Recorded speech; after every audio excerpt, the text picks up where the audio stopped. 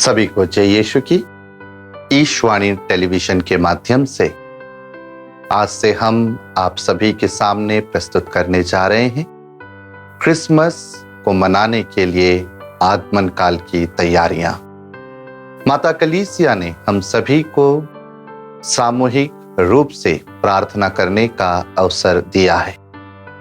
प्रार्थना कई रूपों में होती है, व्यक्तिगत, सामूहिक, और हम देखते हैं कि प्रत्येक मनुष्य प्रार्थना के द्वारा अपने आप को ईश्वर से जोड़े रखना चाहता है। हम सभी के लिए हम जानते हैं कैथोलिक कलीसिया में काल चक्र होता है और हमारा यह नया वर्ष या नया काल चक्र अब आने वाले दिनों में 25 दिसंबर जो कि प्रभु यीशु ख्रिस्त के जन्मोत्सव का पर्व है, उसको मनाने की तैयारियां होगी। हम अपने घरों में कई प्रकार की तैयारियां करने वाले हैं। कई प्रकार के रंग रोगन, पेंटिंग करवाना, नई चीजों को खरीदना, अपने घर को सुंदर बनाना, अपने लिए नए कपड़े खरीदना, कई प्रकार के पकवान बनाना, साज सज्जा करना, यह सब बाहरी रूप से अपने और अपने आसपास के वातावरण को तैयार करने का समय है। परंतु आज हम आपको याद दिलाना चाहते हैं, केवल यही नहीं, हमें अपने आप को आंतरिक रूप से भी तैयार करने की अति आवश्यकता है। आज हम जिस परिवेश में जी रहे हैं, कोरोना काल का समय है और हम अपने आप को दूसरों से अलग करने में लगे हुए हैं। यह अति आवश्यक हो गया है।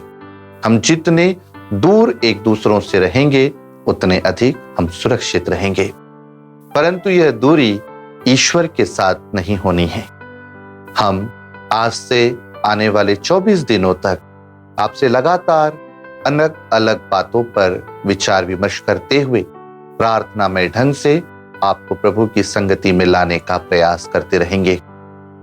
यह हमारी एक सोच है, हमारे विचार हैं कि हम सभी इन आने वाले दिनों में अलग अलग ढंग से अपने आप को आंतरिक और आध्यात्मिक रूप से तैयार करें। आज के आगमन काल का पहला दिन है। प्रभु यीशु ख्रिस्त अपने संत मार्कुस रचित सुसमाचार में हमें बताते हैं कि किस प्रकार हमें प्रतीक्षा करनी है। जीवन में प्रतीक्षा का एक महत्व है। प्रतीक्षा का दूसरे शाब्दिक अर्थ कई प्रकार के हैं। साधारण अर्थों में प्रतीक्षा से हम सोच सकते हैं इंतजार करना। हम किसका इंतजार कर रहे हैं? प्रभु यीशु ख्रिस्त का, प्रभु यीशु ख्रिस्त के जन्म को मनाने का। यदि हम पुराने व्यवस्थान से देखते हैं, बाइबल की पुरानी पुस्तक से, हमें कई प्रकार से लोगों के जीवन को देखने, उनको समझने और उनके जीवन के अनुसार अपने स्वयं के जीवन को विचार करने का समय मिलता है।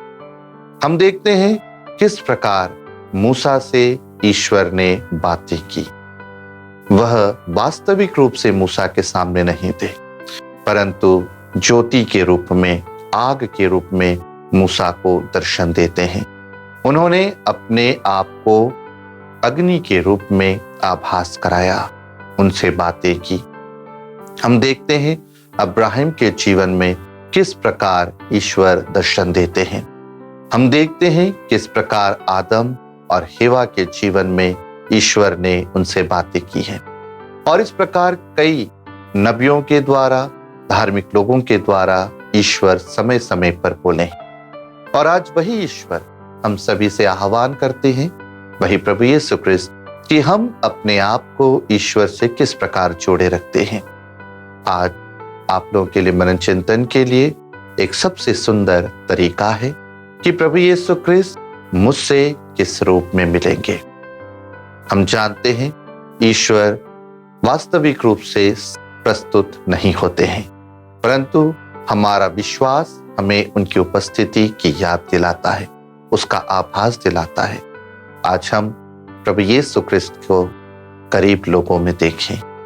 आज हम आज के इस दिन में प्रभु यीशु ख्रिस्त को उन हर एक गरीब लोगों के चेहरों में देखें और वही प्रभु यीशु ख्रिस्त मुझसे और आपसे यह प्रश्न करता है क्या तुम मेरा स्वागत करते हो? यदि हम इन गरीब, उन दरिद्र लोगों को देखकर उनका स्वागत करते हैं, उनके लिए अपने हृदय में करुणा और दया का भाव रखते हैं, तो हम प्रभु यीशु ख्रिस्त के लिए भी वही भाव रख सकते हैं। क्योंकि प्रभु यीशु ख्रिस्त ने कहा है, जो तुम लोग इन छोटे से छोटे लोगों के लिए, इन दरिद्र से दरिद्र लोगों के लिए, इन असहाय से असहाय लोगों के लिए करते हो, वही तुमने मेरे लिए किया है।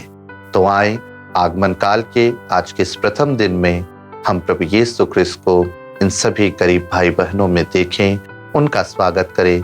तभी सच्चे शब्दों में प्रभु यीशु ख्रिस्त का हम स्वागत अपने जीवन में कर पाएंगे।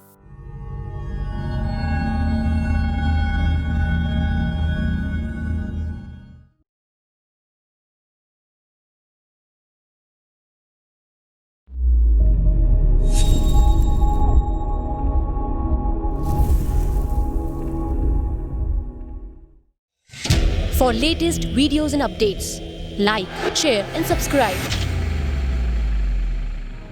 For instant notifications, press the bell icon.